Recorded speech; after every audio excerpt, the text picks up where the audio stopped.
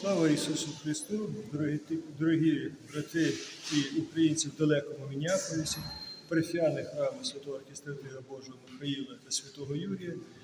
Прийміть найщирішу подяку і вітання від парафіян храму святого апостола Андрія Первозваного та всіх святих землі української у місті Буча з України. Хай Господь Бог благословляє всіх вас, міцного всім здоров'я, Божого благословення. Хочу передати вітання настоятелю храму, привітати всю громаду, все керівництво. Хай Господь Бог буде з вами, і ваша парафія, яку заснували вже так багато років назад, все збільшується, стає міцнішою, і бажаю, щоб все більше і більше цих парафіян було, і ще не один десятки років різних ювілеїв ви могли святкувати. Вітаю вас. Дякую.